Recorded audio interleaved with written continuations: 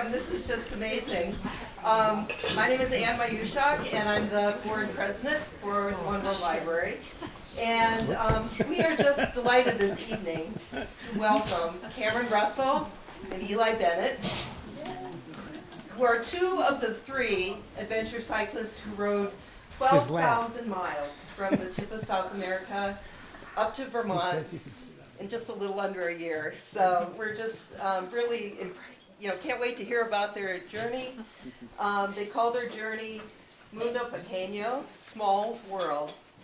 And when we heard about this, we were immediately captivated by it because their goal for their journey really mirrored something about the One World Library project, which is to celebrate the shared humanity that connects us all.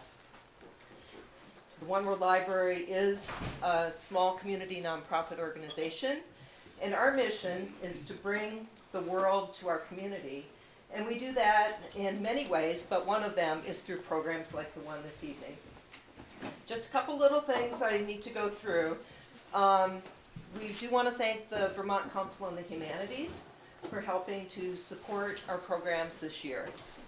And we're also grateful to have the support of the Lawrence Memorial Library. We're not part of the library, but they let us have our programs here, and they let us have our collection of books and films about world cultures. Those items are housed through the library, and they have a little One World Library sticker on them. We do welcome recommendations for books and films to add to our library, so if any of you have ideas, just let us know. And do sign the guest book that's going around. It helps us keep track of how many people came, and also if you put in your email, we can let you know about future programs. Next month's program is just a little different for us. On Thursday, February 8th, we're inviting the whole community to Holly Hall for a daytime event from 10 to 11:30 with author Tanya Lee Stone, who wrote the book Girls Rising, Changing the World One Girl at a Time. Invitations have been sent out to middle schools and high school students from the area, and her book is inspired by a film and global campaign of that same name, Girls Rising, about removing barriers to girls' education around the world. I do have one very important thing, and that is parking sometimes is an issue on this side of the building, and the houses on that side, if you are blocking them in, your car will probably get towed. So just make sure that you're not parked over there. And lastly, we are a small community nonprofit, and we depend on donations, large and small, to support these programs. And we have a donation box at the door, and even $1 or $2 makes a difference to us. So thank you very much, and I would... And yes? the sign-up keep going around. Maybe did you mention the sign-up? Yeah. Book is going The sign-up book is going around, yeah. So, Cameron, Eli, you may take the floor.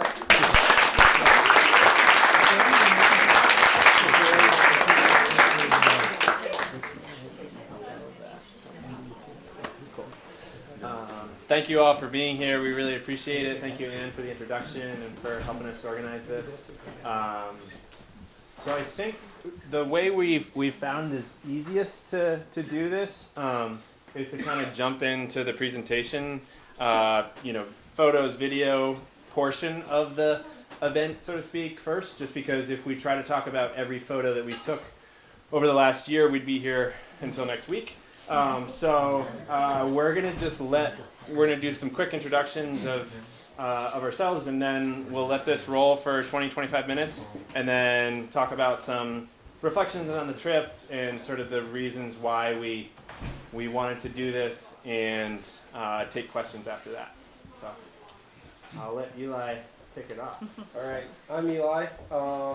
Thanks for coming. And so a year ago, we flew to Argentina, and with the third guy, Noah, who can't be here because he's down in North Carolina now. That's where he lives. Louder, Lives these please. days. Yeah. I'm Eli. Yeah, we had Mike last time. Sorry. Yeah, sorry. So a year ago, we flew to Argentina, and then flew again to Terra del Fuego, and started riding up north on Route 3 in Terra del Fuego, down all the way. Went up through Argentina, Chile, Bolivia, Peru, Ecuador, Colombia.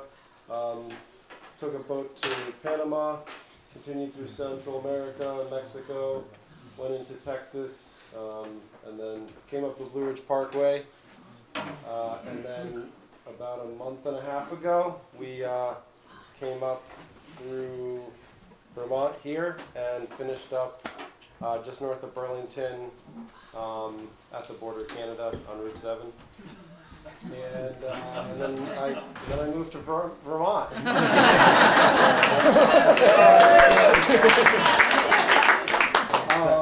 Before we go too far, Yeah. who are you? What's your intro?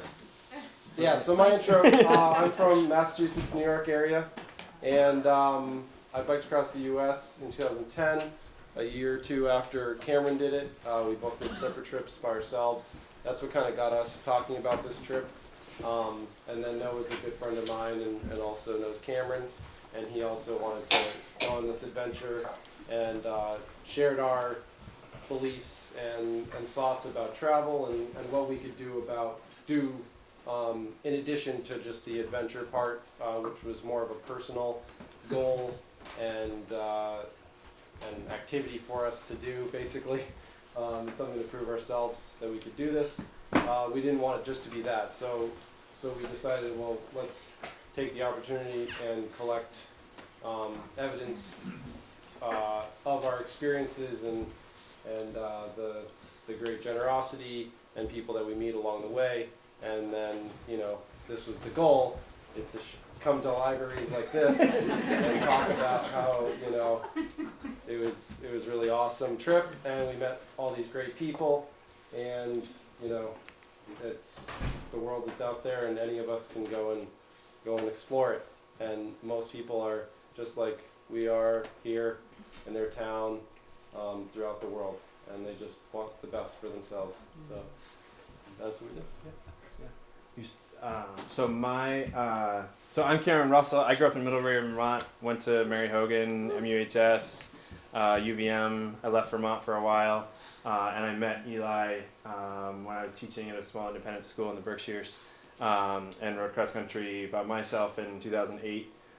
So then Eli a couple years later, and that's sort of how it all started. And we each had stories of people, hosting us in their homes or, buying us a meal, without any asks. Just we'd go to pay for dinner, and they'd say, "Oh, so and so already took care of you," And so all these random acts of kindness that really sort of broke down the perceptions that we both had about, people in the South or the West or, are different than we are, and really it felt like to us people are people, and part of it may be that we had that vulnerability of being on bikes, but that's sort of what got us thinking about the small world idea, and not really wanting to shape it too much, just to try to be aware of when we experience those acts of kindness and generosity, if we could record it or ask folks, why'd you choose to do that for us?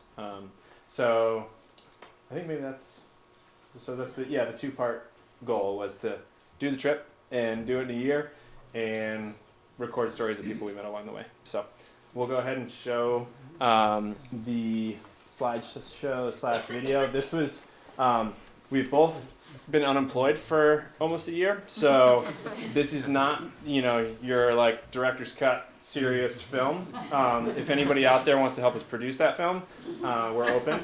But so it's slideshow and video clips, and then we'll talk a little bit more after that.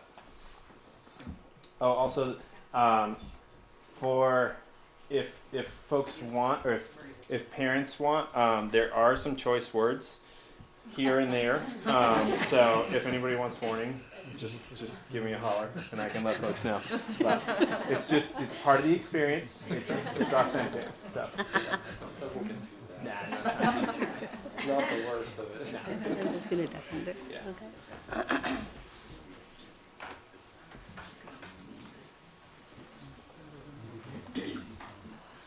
I just want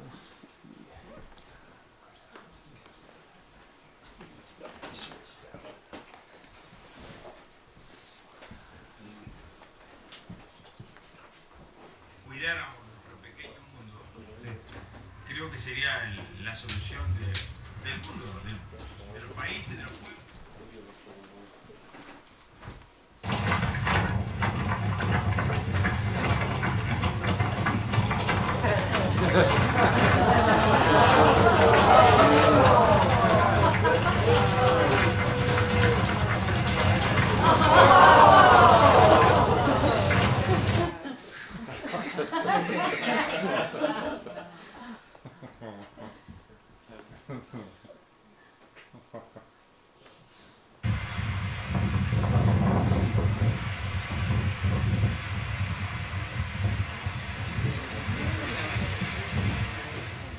¿Todo bien? ¿Sí?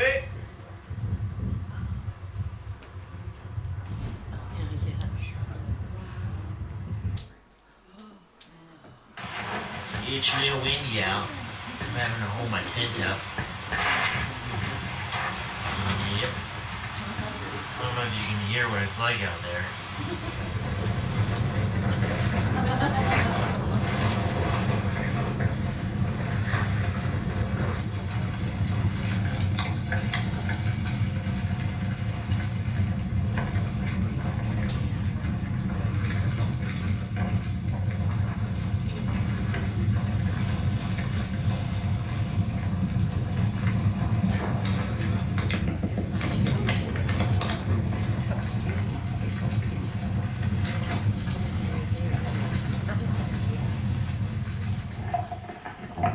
I'm gonna give you the right away.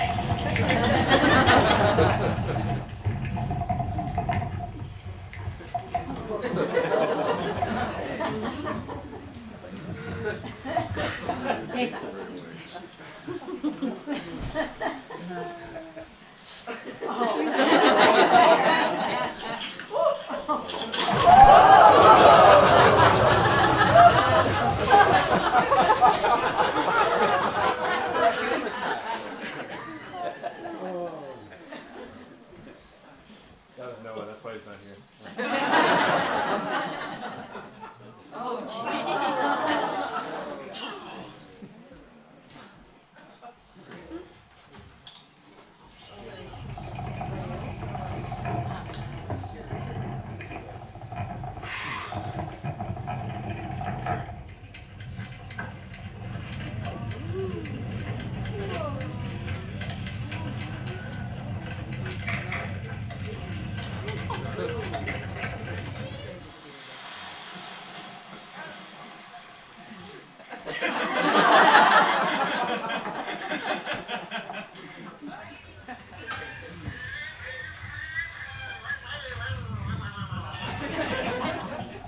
Not moving.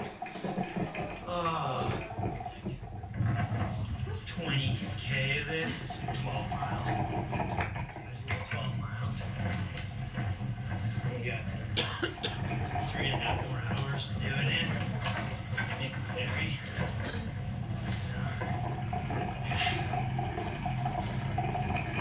It's going great.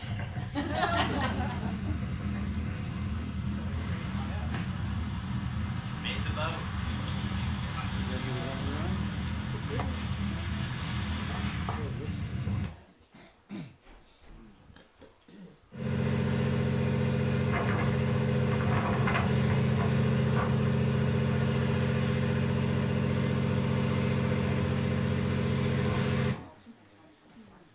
Yeah, someone's blocking our driveway. Someone's blocking the driveway next door, you need to move your car. Scion, black little toaster car.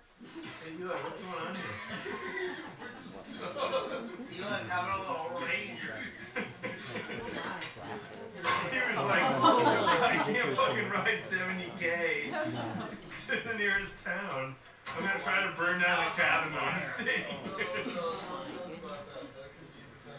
God damn it. I can't breathe, dude. Yeah, well, it's not smoking anymore.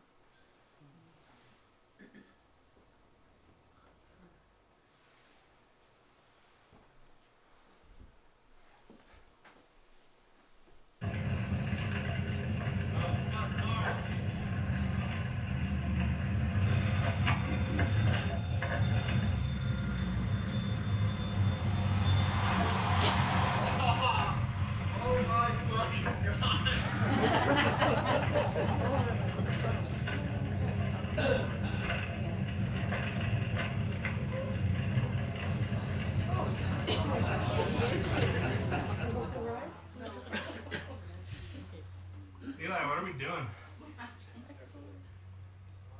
You're on candid camera, by the way.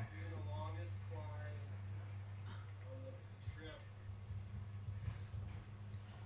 Jungle. It's dark. It is dark. Trying to climb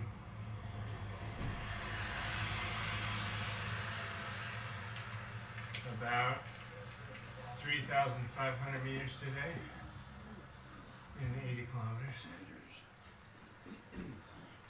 And this is how it ends.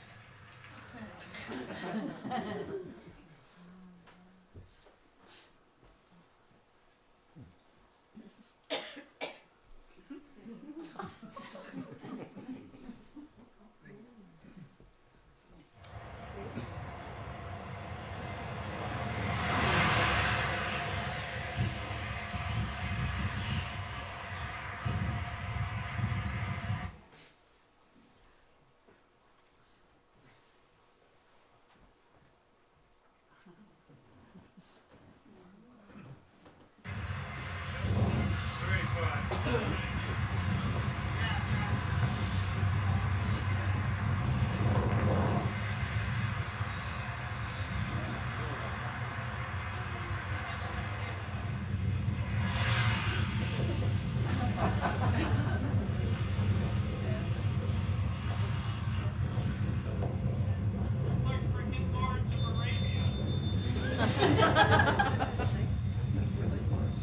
The dads do Colombia.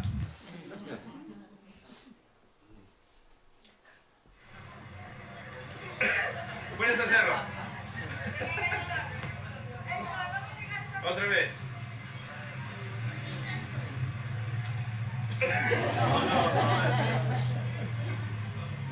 ¡Ah! Buen trabajo.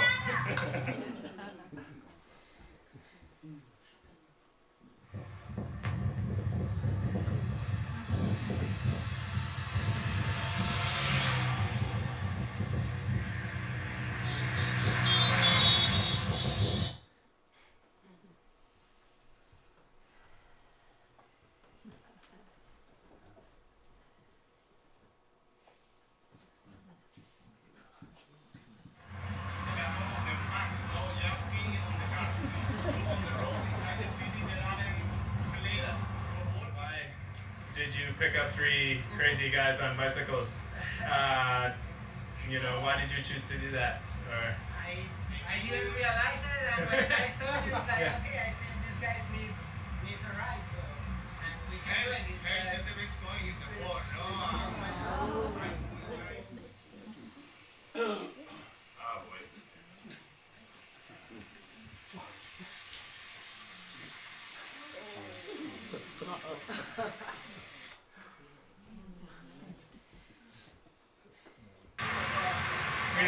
You're gonna go?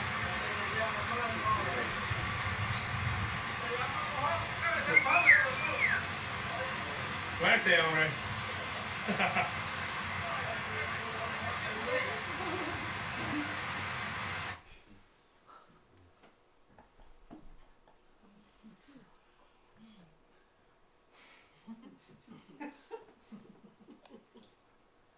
which is based on the fact that everything's connected, that the well-being of one is only reflected in, my well-being is only reflected in the well-being of the other. So that if something is off, if the earth is ailing, or if there's a marginalized people who aren't doing well, then my well-being is at risk. And so we're all in it together.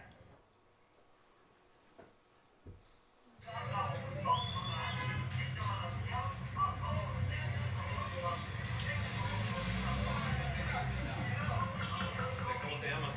Medardo Lindo. ¿Yes? Medardo Lindo. Lindo, mucho gusto. Soy Cameron.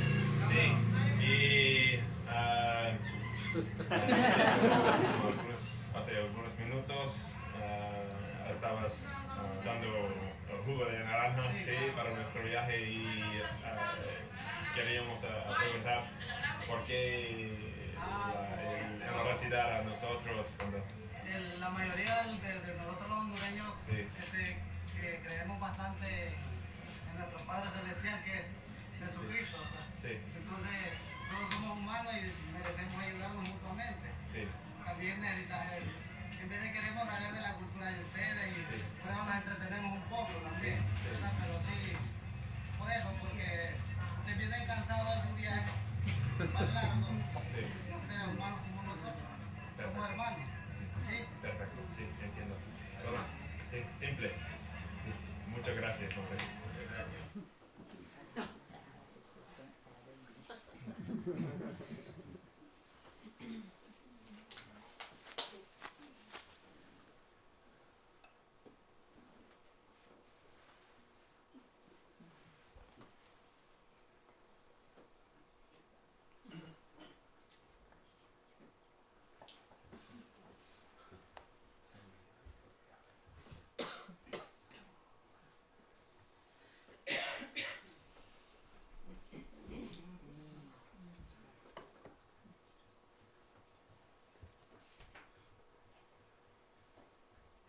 Do you want help? No. He just said no. He said he doesn't want help. That was a good save.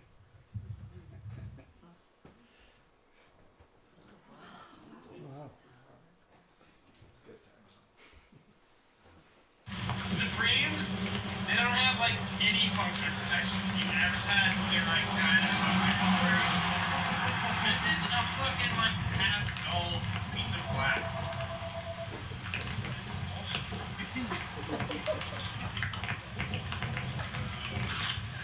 Not impressed. With me? Think about this box and whatever the fuck is up there. Okay. If that's what you want to do.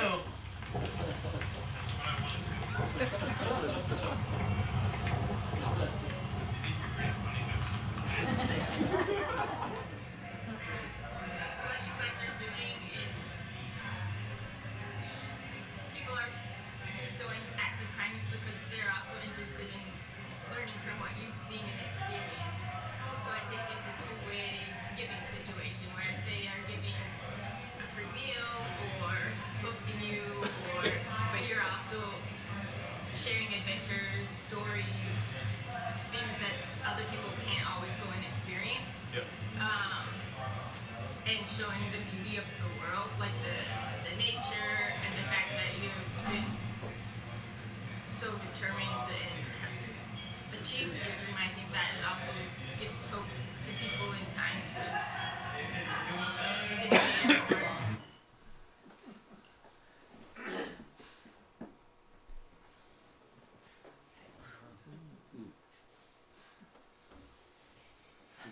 We're back with Pat here, and he's going to tell us a quick story about biking when he was younger. Vacation. I was on vacation when I was 17 years old.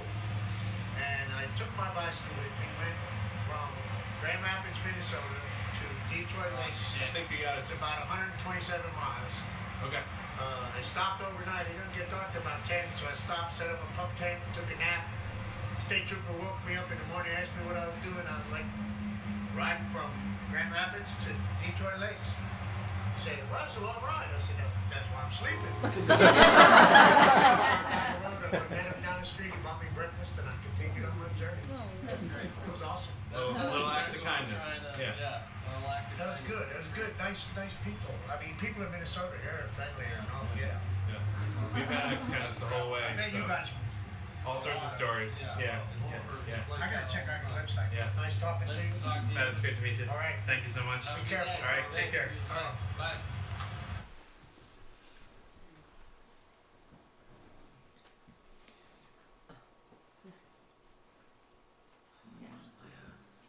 We were pumping up tires at the side of the road and ran into Barry here and found out that he's from Montpelier, Middlesex area in Vermont. So that in itself felt like a small world connection, but we were hoping we could maybe just ask Barry, you know, about his travels, you know, back in the 80s and now, and, you know, experiences of that small world idea or whatever he wants to share. So.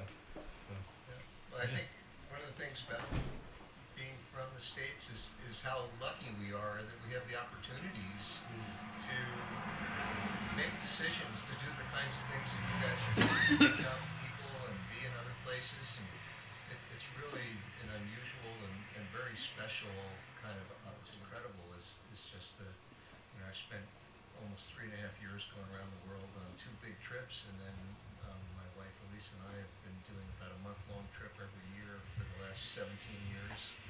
And South America and Europe, all over the United States, and the opportunities and the people you meet are just wonderful. Yeah. And it's so much fun to meet you guys because I read about you about a month ago on sports. So good on you. You're doing super. Awesome. Well, it's a pleasure meeting you, and thanks so much for taking a minute of your time to hang out with us on the side of the road, and we'll see you back in Vermont. Maybe. Okay. Absolutely. Fun. Great. Thanks, guys.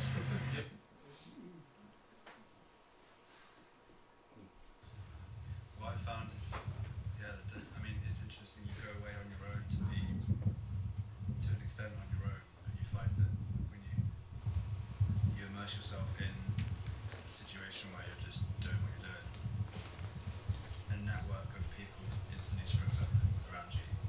And if you I've thought of it in terms of surrendering. You surrender everything you've got to doing something like this, like traveling or being, you find that everything's given back. And I've had like incredible experiences of generosity and meeting people and totally defying all the stereotypes that I had or that I'd been told about before coming. And yeah, I was saying to that lady back down the road, like, I've yet to meet someone who I've been like, okay, I don't want to talk to you anymore. Everyone I've met has been like, Except for us. except for you guys. Yeah, so I guess that's what I have to say.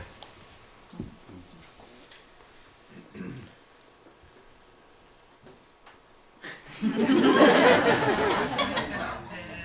for about the past few years, I ride a lot in Connecticut and other places, and whenever I come across people touring, I figure I'd give back to some people who helped me out like 30 years ago. Yeah.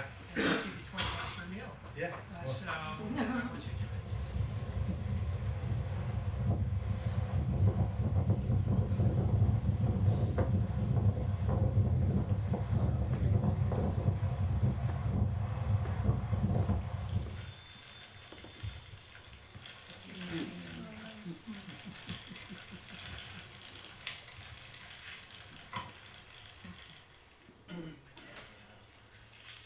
First immediate family.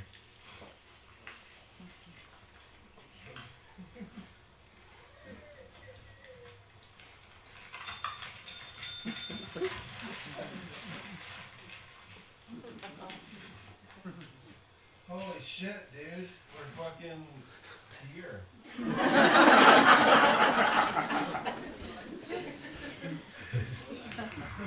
Where are we? Hey, what's yours? Who's that? 41, it's my dad. Hey, Jim.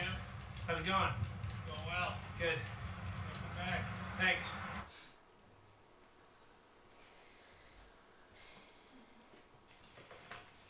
There he is. He is outside.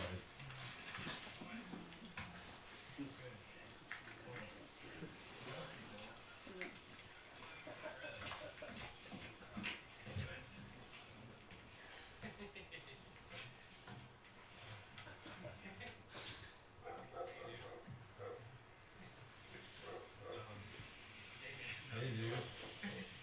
Oh, stop.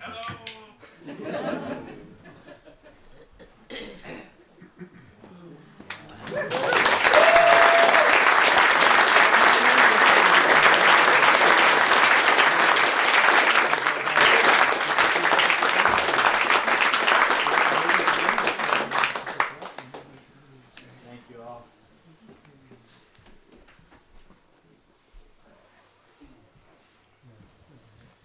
Cool.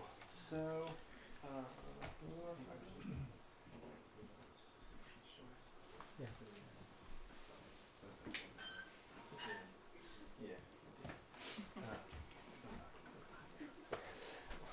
all right, thank you all for humoring us and sitting through that. It's a little funny. I was like standing over there, and I haven't seen this in coming up on a couple months, month and a half or so, and it's a little surreal to look back on it again. But I think so. To sort of go into some of the stories of kindness, we wanted to dive at least a little bit into just like a story each about something that we experienced along the way, and some, a reflection that we had, as we were getting back to Vermont. So I don't know if you want to Sure. take it, and then Yeah, so the first video was an interview with a baker, and we stayed at his bakery for 2 nights, and it was in Terra del Fuego, very beginning of the trip.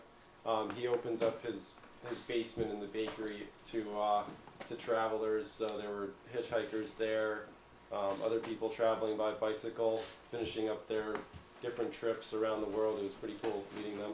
But he talked about, we asked him what Mundo Pequeño, Small World, meant to him. That was kind of our initial icebreaker in the beginning of the trip when we were trying to talk to people and kind of feel out, what we were trying to get from people.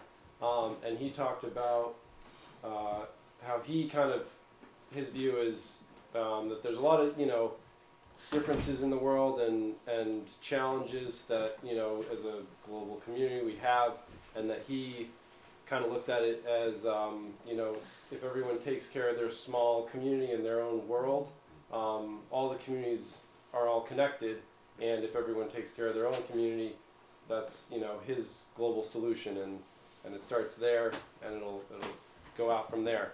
And I really like that idea, having grown up in a small community, and, it just really spoke to me as far as, his view and how I feel, we can all get along in the world, or at least try to, so, yeah.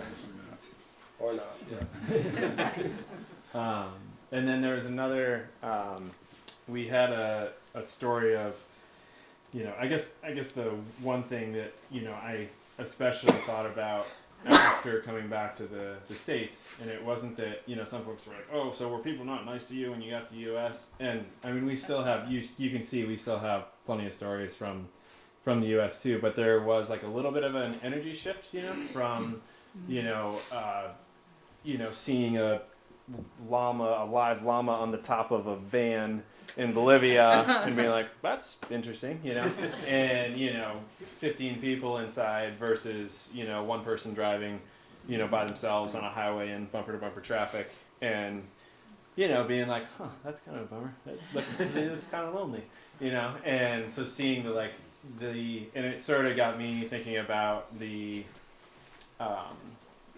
in the U.S. we have, and not all of us, obviously we're we recognize our privilege in being able to do this trip and being, white middle class dudes from New England, that there's a certain, certain privilege that comes with that, but that, that a lot of us in the U.S., at least compared to some of the folks that we met along the way, have the ability to have a dishwasher or to have hot water, etc. And and that we pride ourselves on being able to be independent in our nuclear families, and a lot of the folks that we met, just it's not an option. You have to rely on your parents and your grandparents, or up and down the generational spectrum, and then with neighbors and people across the street. Okay, can you take my kid? I gotta wash the floors. And there's this interconnectedness and this reliance on each other, that when we think about wealth, it's something that I've thought about. How do we define that? Is it having hot water and a dishwasher, or is it those relationships that people have? So just a thought about maybe it's okay that folks have to rely on each other, and maybe we could take something from that. So those are just a couple stories. There are obviously lots of little stories that you saw snippets of in the slideshow / film, but I think we'll just open it to questions, and then neither of us have taken cold showers since we got back. Oh yeah.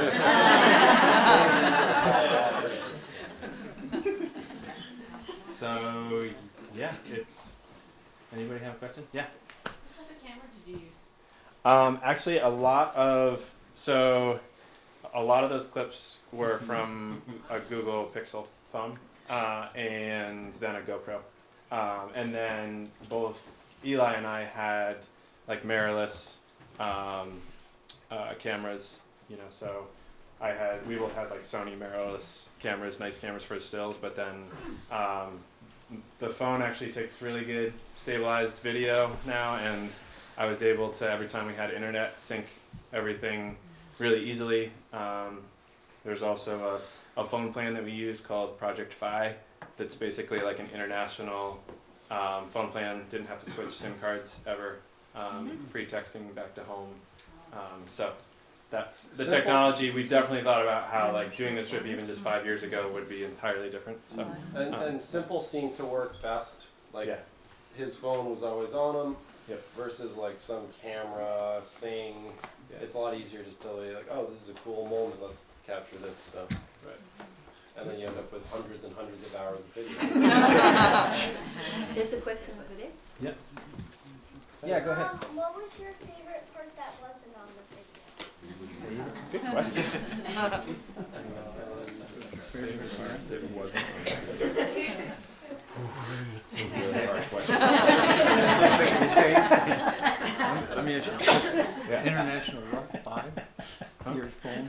It's Project Fi is what it's called. It's a Google Google, basically what Google, being Google, like basically contracts with all the local cell phone companies. So they don't own their own towers, but they just have contracts everywhere, and then they figure it out. So that, yeah. So, but we got to get back to your question. Yeah, so favorite part not on here. I would say that there are lots of times when we were so excited bombing down hills and mountains that we didn't catch videos of, and then we would get to the bottom after like riding downhill for half an hour and be like, man, we probably should have recorded some of that. So there, we saw like one little clip, but for the most part, we missed some of those because we were just having too much fun.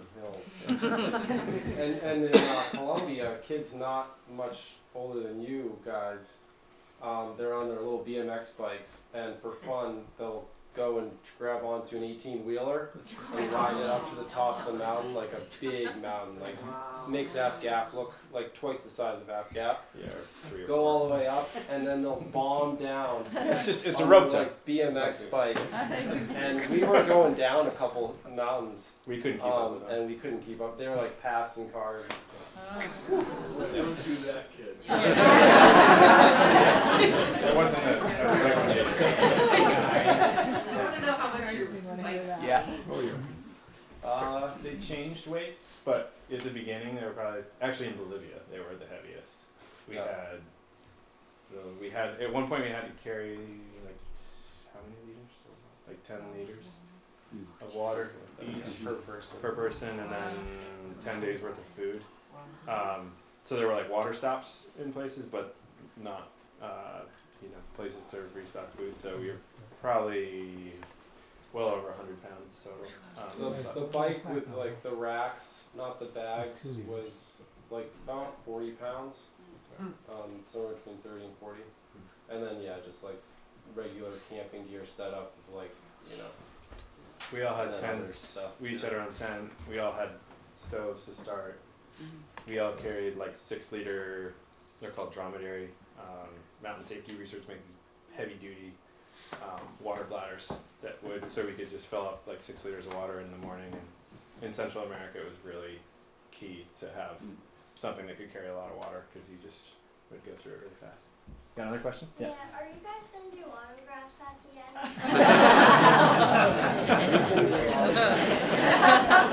Of course. Yeah, we got there's some magazines there, so we can.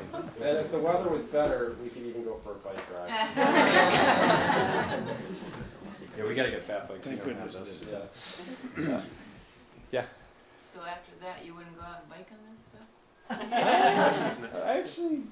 I've still biked to work. My question really was like, the three of you, how important was that to keep each other going on some of that beginning stuff? Yeah. Miles and miles of sand and gravel. Yeah, I mean, it was not all. I wouldn't have done this by myself. Yeah. We biked across the U.S. by ourselves, and after that was only 2 months, and everyone speaks English, and it's pretty easy. Not easy, but it's like relaxing biking in the U.S. for the most part. I would have never done this by myself. It's way too crazy. There are people who do it though. But there's definitely the the relationship piece of it. There definitely were serious blowouts. I mean, there were times that we like intentionally took breaks from each other, and we said, okay, we're gonna meet, you know, in this city at a hostel a week from now. See you later. And we'd like run into people and they'd be like, wow, you were that proactive. That's so, you know, that's so progressive in your so we did like, we tried to be thoughtful about like, yep, I think I need a break and to do my own thing. Or, you know, but there are times when somebody got a really bad sleep and we would, you know, break the wind the whole day, or we would do those types of things for each other. So, yeah, and then you add like the physical element, being exhausted at the end of the day, and it's definitely like a test of keeping your emotional stuff together when you're tired and hangry, and yeah. Or not keeping your emotions. Or just let them fly. Yeah. Yeah, Mom. What was your typical consumption each What? day? What was your typical food consumption each day? Good question. That's my mom, Deborah Holmes, back there. Gonna put in a plug. She does beautiful watercolors, and she lives on Garfield Street now. Yeah. What's our typical food? So it changed. Like that was the cool part is what we were eating. It did change quite a bit throughout the whole trip because of what was available. So I mean. Everything from meat in Argentina. Lots of meat in Argentina, potatoes, lots of different kinds of potatoes in Peru and Bolivia. Lots of soups. Yeah, lots of soups. Quinoa, like growing wild, which was really cool to see. Really beautiful. Yeah, it's like reddish yellow colors. Yeah, we also had. I mean, I don't know what there were times like we lost weight at times, gained weight at other, like the diet definitely. There were times like I think in parts of like Mexico, I think we were like the thinnest, not because we didn't have enough food, but just we were moving and trying to make tracks to get back in time for the snow not to come down. Or Bolivia, you're at elevation, and I didn't have appetite really, so we're biking all day. And I was eating like gummy bears and or gummy candy, and I just couldn't really. I didn't want real heavy food. Yeah. But we're at 16,000 feet or so, and that was a little. So I think we all lost weight. But I think that we probably on an average day, throughout the whole trip, calorie wise, we'd probably take in between 5,000 and 8,000. calories a day. And we still do now, so. We had to do the presentations before we. What do you guys think? What was harder, maintaining the mental fitness or the physical fitness? What was a harder challenge? I think that would be different it'd be different for different people. Yeah. I don't know. I'd say it's mostly mental. It's mostly mental, yeah. Yeah, no, I mean physically, you don't need to be some super athlete to do any of this, really. Well, I don't know. It's not. I don't like to. Yeah. You just have to be young. Young. Yeah. Well, we met. Excuse me. Of old retired couples 60, in 70, Central America. Me yeah. and Noah ran into. They were from Texas, and they were doing this big trip. So. I mean, they were going a little slower pace, but that's probably a good thing. Too fast yeah, most people we met were like, "You're doing this in a year? What's your problem?" So, I think how many miles did you shoot for a day? It really depended. In the South, it was way lower than. Once we got to the States, we would do, I don't know what the max was, but over 100 miles a day in places in the U.S. But then, if we had hit 30 or 40 miles in dirt roads and stuff, that was as much as you could do in Patagonia, that kind of terrain. I think that was a 90-kilometer day, and that was a really long day. So 40 miles or 40 to 50 miles. Yeah, and we had to get used to that because we had biked across the U.S. and we were like, oh, great. We're like, we can't That's all go fast paved enough. and oh, we'll be able to do like 60 miles, no problem, every day. And it's like, no, you can't. Yeah. Looking back on the trip, is there anything that you wish you had done differently?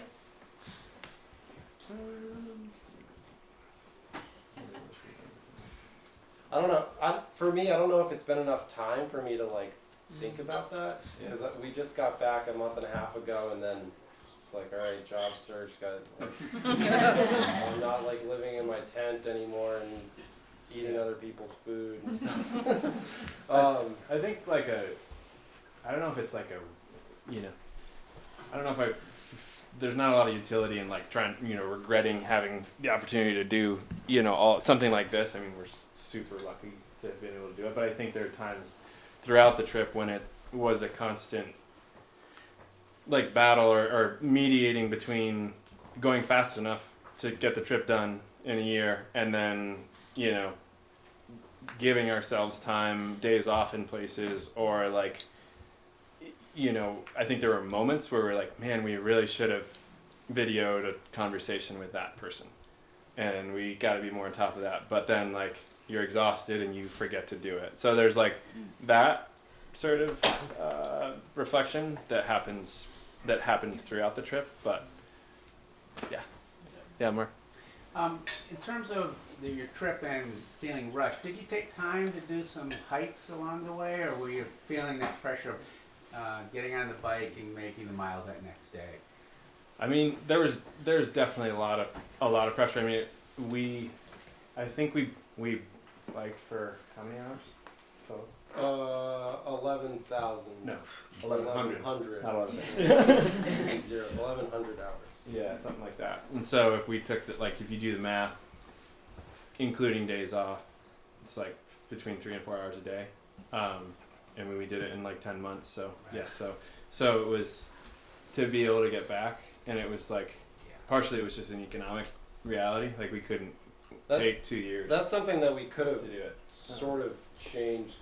Like we met some people who were going quite a bit slower and set it up so that they could like stay somewhere and work. Yeah. And that's kind of the best way to do it. But the three of us had already planned like, okay, a year. So to bring in like, oh, let's stay here for a month. It just that was. I mean, way too much. We stayed in Cusco for 2 weeks. And that was the longest. But that would be something I would change. And I think we both kind of thought about that going across country. We both kind of raced cross country. We both it's raced bikes. Sort of the way we are. And Noah's not like that. And that was a struggle. Yeah, back to your question. Yeah, go ahead. Wondering how you chose your route. Would you find that great single track? You can talk. You found that. Yeah, so that is going from Argentina to the southernmost road in Chile, Route 7, and I read on some blogs, people you can hike it, and you can mountain bike it. So I had read about it, looked at pictures. Google Earth is actually pretty amazing these days.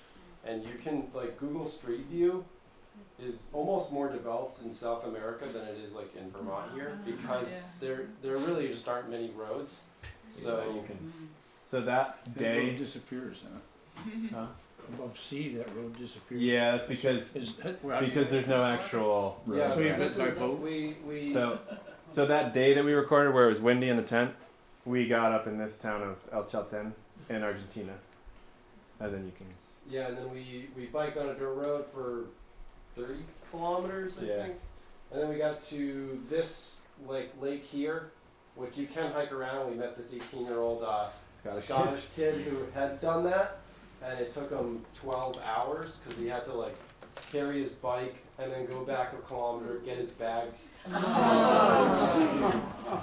not that hardcore. Take the ferry. So we got up early. We got the ferry.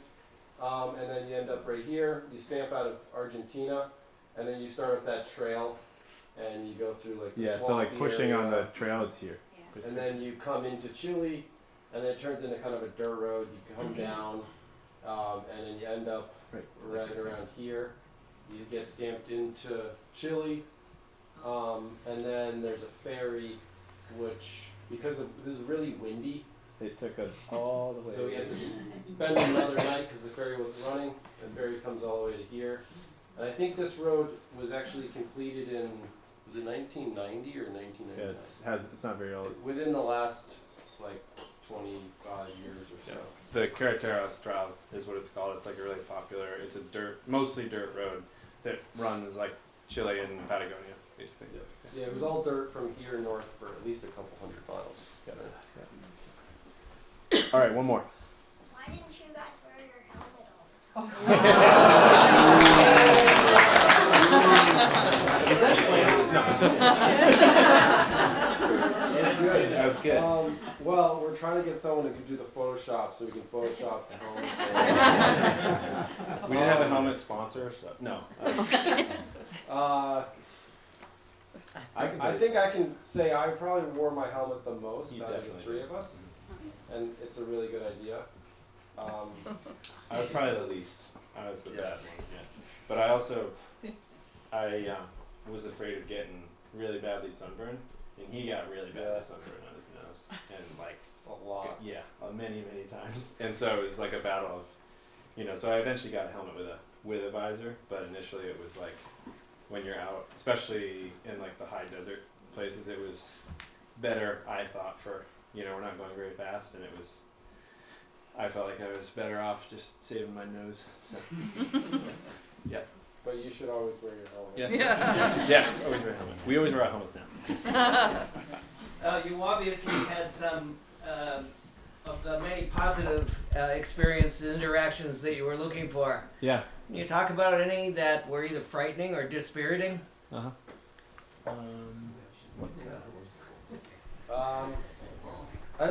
The one fella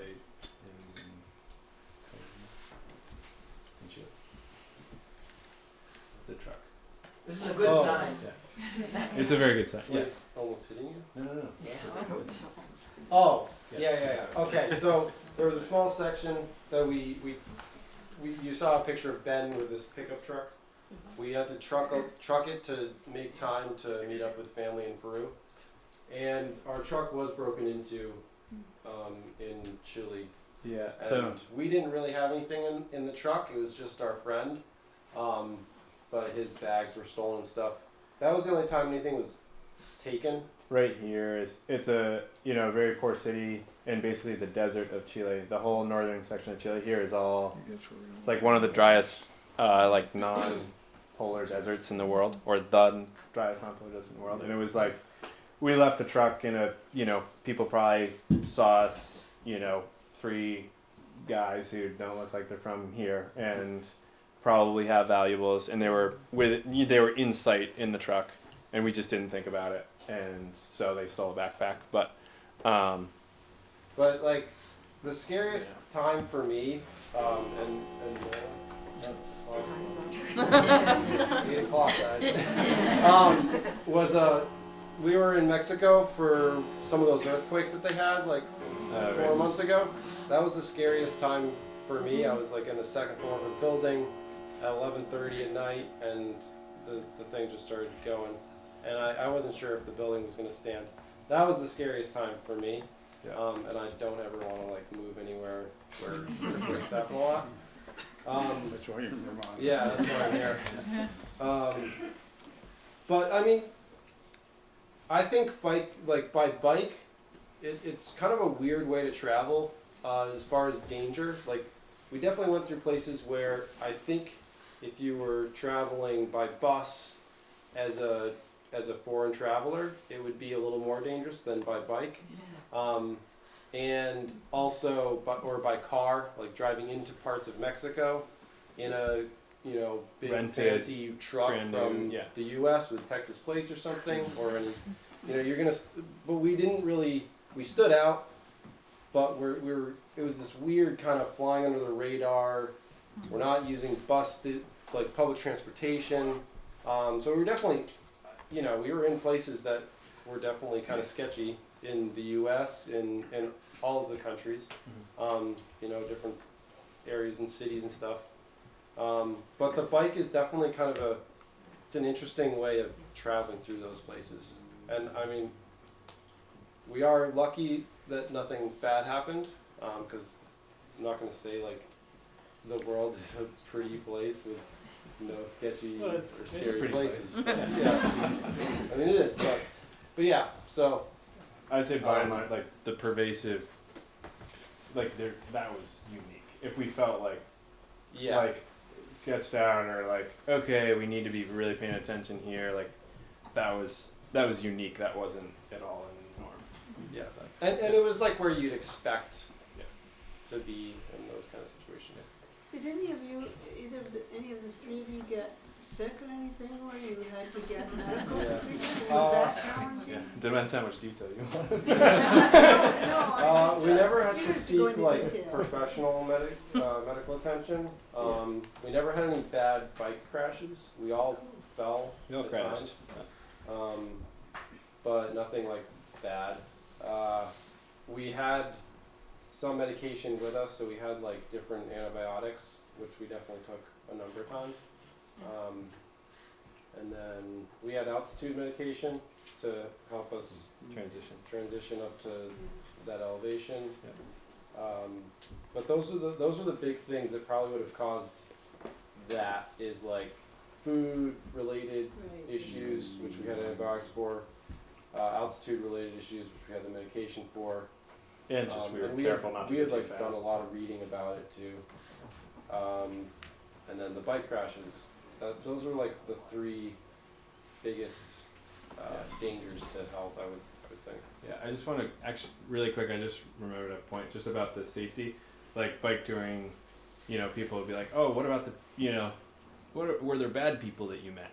And it was like, well, not really. I mean, that's not, people ask about that, but really the threat that we felt most, I think, on a more regular basis was cars and trucks, and but just making sure that we're being aware. We all had mirrors after a certain point so that we could just keep an eye on, like, okay, they're too close, I'm just gonna duck off the road for now. So yeah, so not like that's why you wear a helmet.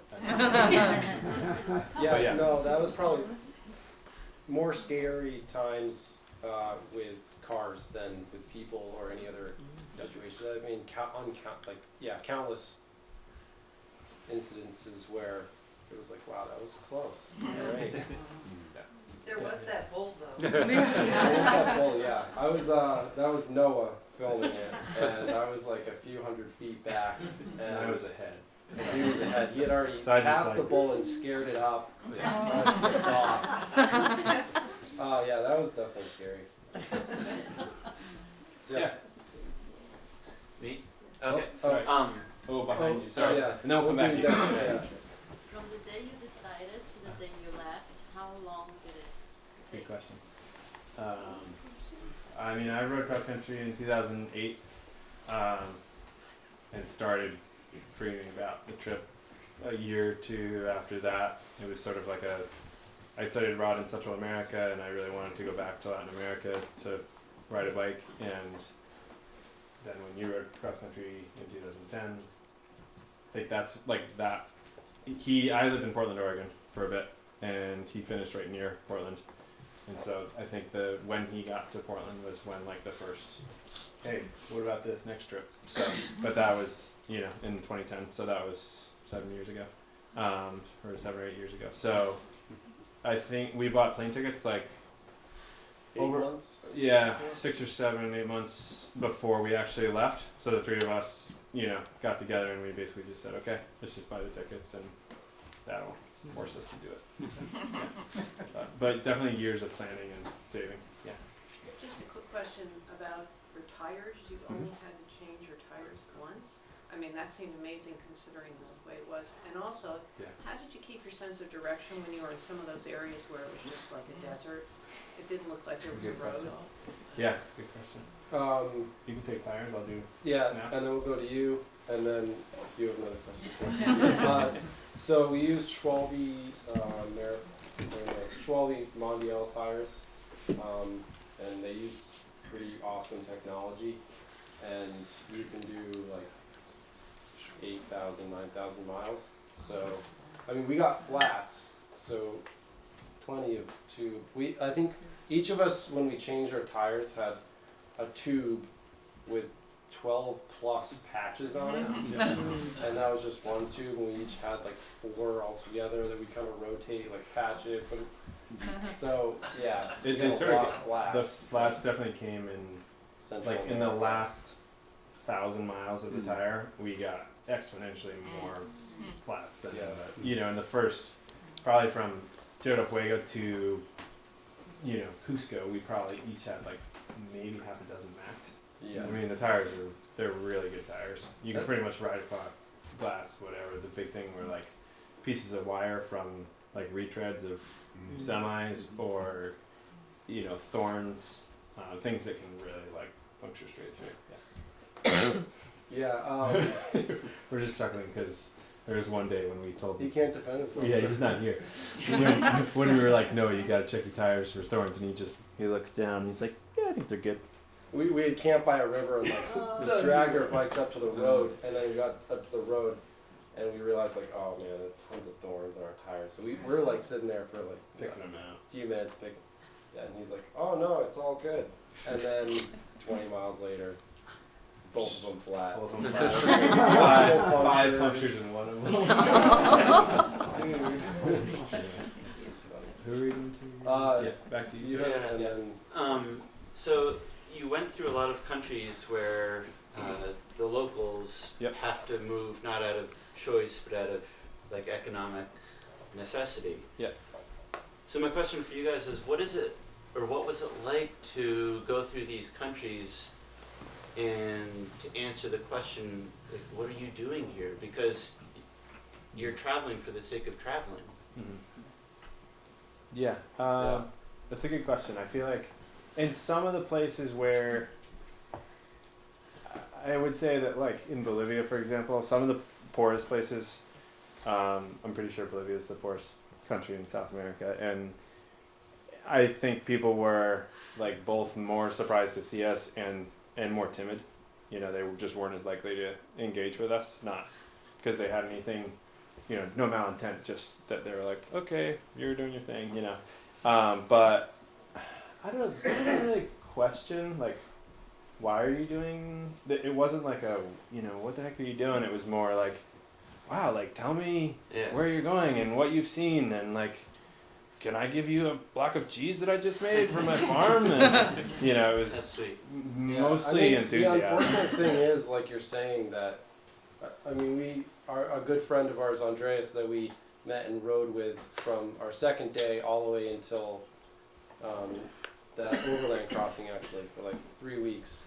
And he's Argentinian, and we'd love to like have him visit Vermont, but he can't like come visit unless he goes through this like long process. Whereas we can just like hop on a plane with our passports, don't need to tell anybody we're showing up, and we're good. Yeah, Chile. And like a lot of people we met, it would be great to have people visit, but unfortunately we can't fly them up here.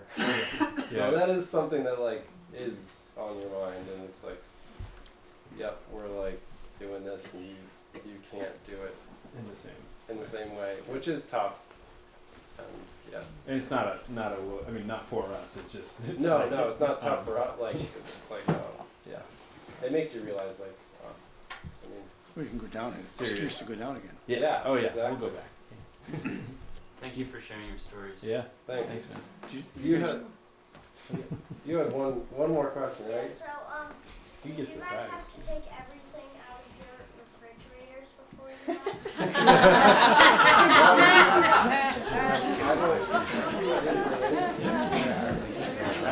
Yeah, I think it is getting late. Anybody? No, feel free. no hard feelings. Yeah, we can wrap it up here in a few.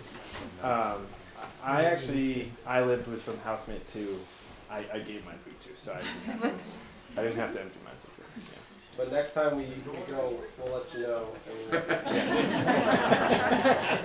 Do you have the equipment that you use on your website? You know, we don't have we should have a better listing than we do, but both the print copies of Vermont Sports and if you look at, so these are some of the articles. So Vermont Sports did an article in June. There's another one in November that I don't have up here yet. And then DPR did a little story. In this article, they actually went over a lot of, let's see, I'm pretty sure they have like a gear listing in here somewhere. Well, we should get that on the website. Yeah, we could get that on the website. Is there any gear you would not bring? That we what? That you would not bring again? I mean, we dropped our front panniers actually. All of us eventually dropped our front panniers just for less weight. Yeah. Yeah, but partly because I dropped them in Colombia, they dropped them in Peru, and there was just more access to food. So in some areas that wouldn't have really been, or we couldn't have done that. Yeah. We needed the extra carrying capacity. But like I had a laptop when we started, and that was actually one of the things stolen from the truck, which was like too bad, but didn't lose anything. But I didn't. Yeah, it was like alright, whatever. You had everything backed up. Second-hand laptop too. So, and like my camera, I need to get it fixed because by Colombia it had been shaken so much. So, if I was gonna do it again, you know, I don't think I'd bring a fancy camera or. I mean, I have a shirt that I like had and didn't really wear. Like, you realize like you really don't need much. Yeah. So it's like you need layers for warmth, but like one set you're good if you keep it dry, and then beyond that, I mean, we did like every time at night if we had access to water or shower, we were hand washing clothes every single day. I mean, it was just like, and then wringing them out and then putting them in a towel and then wringing them out again and stepping on them and hanging them up and then dry enough that we can just put them on and wear them the next day. So it was or just it's like cold enough and dry enough where you don't sweat and enough to like really warrant washing it. So. Merino t-shirts, like merino wool. It's good for warmth and doesn't smell. So you can wear them a couple days in a row. Yeah. Why did you decide to spend your 2 weeks in Cusco of all the places you went through? Well, actually, I came home. I have 3 younger brothers and family that I wanted to see back here, and a nephew that I couldn't go without hanging out with for a whole year. So I actually didn't get to go to Machu Picchu, but yeah, my mom and sister came down and met me and Noah, and they were there for a week, and we hiked Machu Picchu and checked out some other stuff. Yeah. So that's sort of why a we were there for combination of reasons. Yeah. It was a great place to stay for 2 weeks too. It's beautiful. Yeah, Cusco was great. Yeah. 2 questions, please. Yeah. What's the first place you would go back to, and what was your favorite food? First place to go back to. Well, I know that would be. Yeah. I might have met somebody in Colombia that I might be visiting again. Guilty. And for me, I know my food too. It's tacos in Mexico. Just awesome. I would say like the Patagonia or Bolivia. I don't know, it kind of depends what you're looking for or what I would be looking for. So some crazy adventure, definitely Patagonia or Bolivia. The lagoon route, which is where we have the 10 days worth of food. That's pretty cool. But I've been there once, so I don't know if I need to go back. We talked about we had to bus a small section in Peru, and there's tons of mountains but really good road surface in Peru that you can, it's like the Pyrenees of South America where you can, crazy, winding climbs and descents, and we've talked about like we should come back here and do like a 2-week section someday. So that's one place. Oh, yeah. You speak any Spanish? Mm-hmm. Yes. Yeah. I do speak. I have to if I'm going to go back to no. Yeah. I don't know if I missed this, but have you already planned another trip? Not yet. Yeah, it's. I think someday. I don't think anything, at least for me, as long as a year, but other trips in the future for sure. Yeah, we're here for a little while. Yeah. I think. Partly out of necessity too. Yeah. You said you backed up all your digital files. How did you do that? Did you carry it with you? Or did you It was mostly like the cloud, and then I also had a USB, like a big, I don't know, 64 gigabyte just stick that I could attach to my phone so that I could duplicate it from my phone and have it in two places with me. And then also when we had internet, we were able to back it up really well. So, but I feel like we're also getting towards the, towards the place in a presentation where folks might want to get out of here. But maybe we could take like one or two more questions and then wrap it up. And if folks want to hang out, we can always ask or answer questions one-on-one too. Or we can break and people can just ask. Yeah. One. Yeah. Would you have a solar charger for your phone? Oh, that's a good question, actually. Yeah. You want to take? Our front hub on our bike is a generator. So yeah. Charge your phone? Yeah, it powers the whole motor system for the whole bike. Generator the front wheel and goes. Do a trickle charge into a battery that we can charge off. Yeah. Basically, like it would go into like a USB, port, so you could plug in a USB cord.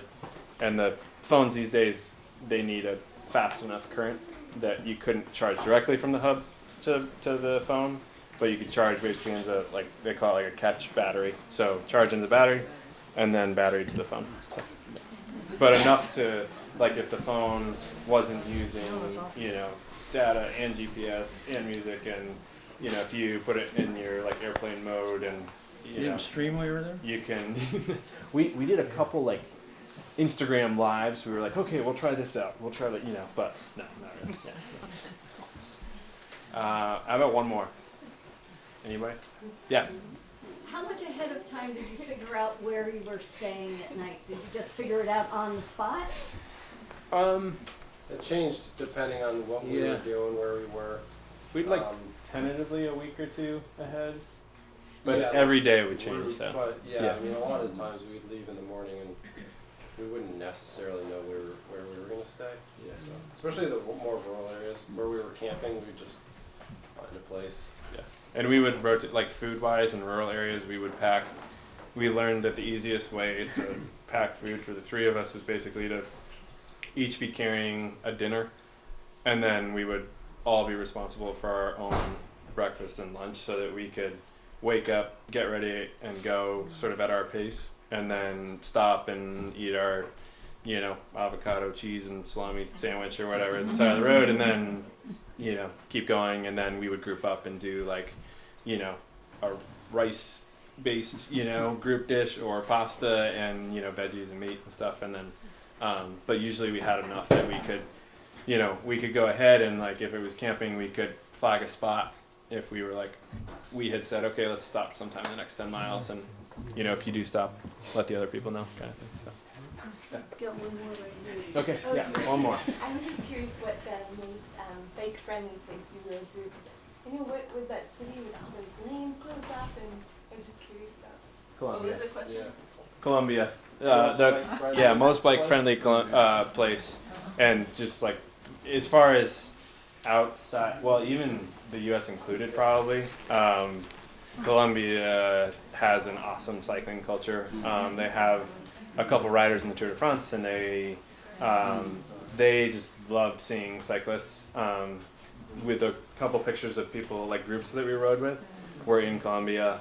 So yeah, as far as like, and then there's also like a sense because lots of people ride bikes in Colombia, even like, we were thinking, okay, well the bus drivers and the, truck drivers, like their kids probably ride bikes on these roads. Like people, even drivers had an awareness of cycling traffic too, in a way that, was really awesome. So yeah. All right, thank you all.